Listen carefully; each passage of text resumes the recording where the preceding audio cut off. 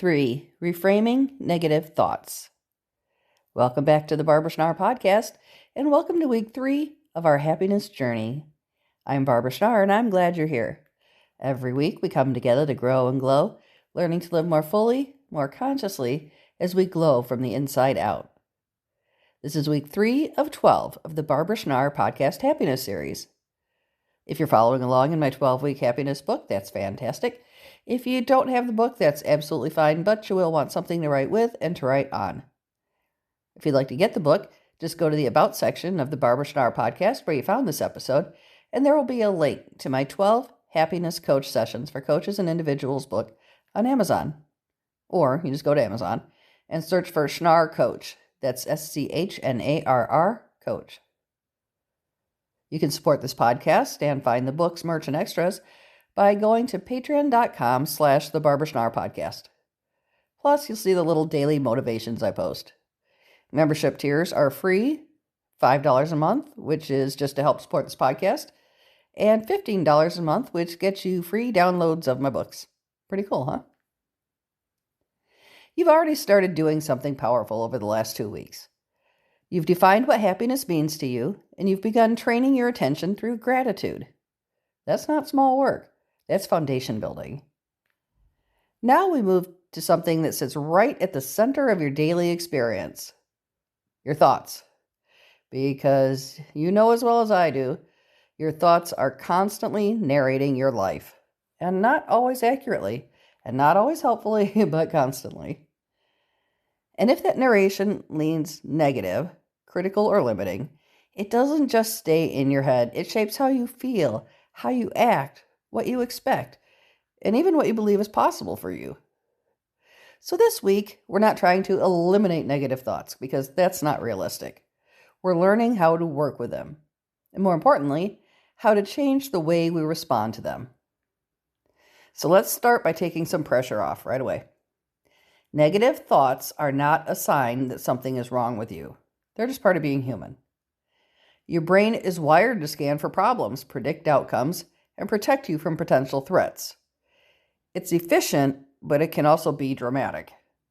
It fills in gaps, jumps to conclusions, and sometimes builds entire stories from very little evidence. And over time, these stories can become patterns. And you might recognize some of these. All or nothing thinking, where something is either perfect or a complete failure. Overgeneralizing. One bad experience suddenly becomes, oh, this always happens. Catastrophizing. Your mind fast forwards straight to the worst case scenario. Personalization. You take responsibility for things that were never yours to carry. Mind reading. You assume you know what others are thinking, and it's rarely flattering. If any of those feel familiar, you're not alone. This week is your first step to awareness. Start catching these thoughts as they happen, not hours later, not after you've already shaped your mood, as close to real time as you can. And when you catch one, pause and ask, is this actually true? Or is this just the loudest version of the story? Don't need to answer perfectly. Just interrupting the automatic flow is already progress. Now let's talk about what to do next. This is where reframing comes in. Reframing isn't about turning everything into a positive spin. It's not about pretending something difficult is amazing. It's about finding a more balanced, accurate way to see the situation. Let's take a common example. I always mess things up. That thought feels convincing in the moment, but is it true?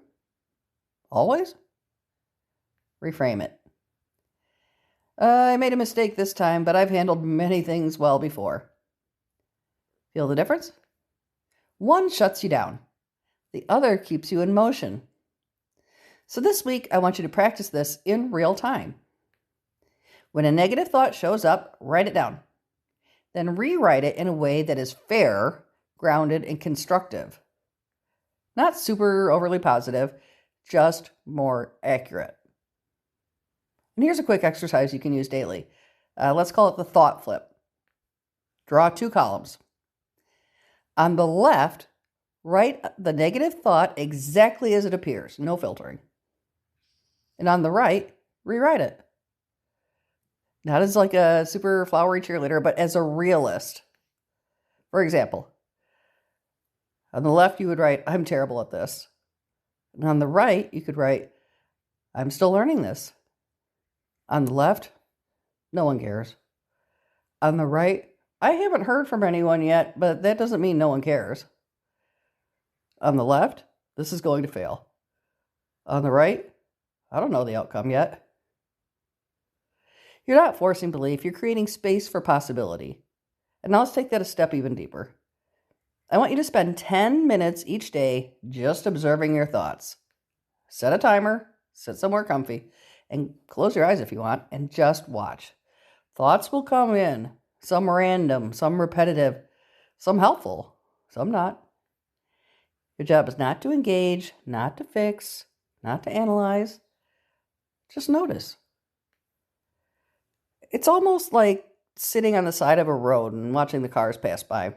You don't chase them. You don't jump in. You just observe. And when the time is up, write down what you noticed. Were there any recurring themes? Any familiar phrases that your mind kept repeating? This is where awareness turns into insight. Now let's talk about your internal voice, because the way you speak to yourself matters more than you think. If your self-talk is constantly critical, impatient, or dismissive, it creates an environment where growth feels heavy. So this week, we introduced something simple but powerful, affirmations. Not empty phrases, not things you don't believe at all, but statements that challenge your current narrative and give you something stronger to stand on. You might try things like, I am capable of handling what comes my way. I am allowed to grow at my own pace. Mistakes are not part of learning. Oh, excuse me. Mistakes are part of learning, not proof of failure. And there was a mistake, which was not a proof of failure. I am building something, even if it's not perfect yet. Now I want you to create 2 of your own. Write them down and put them somewhere where you'll see them. Let them interrupt your old patterns, because repetition builds familiarity, and familiarity builds belief. And now here's one of the most important tools you'll use this week: evidence. Negative thoughts often sound convincing because they go unchallenged. So let's challenge them. When a thought shows up, ask, is this based on facts or assumptions? What evidence do I have that this is true? What evidence do I have that it's not? And here's my favorite question. If a friend came up to me with this exact thought, what would I say to them? You'd probably be more balanced, more understanding, and more fair. And that's the tone you're aiming to bring back to yourself. And now we need to talk about something that fuels a lot of negative thinking: perfectionism. Perfectionism doesn't just raise the bar, it keeps moving it, doesn't it? Nothing feels good enough. Progress doesn't count. Effort gets dismissed. So this week we're breaking that pattern. I want you to do something imperfectly on purpose. Start something without over-preparing. Start something before it feels ready.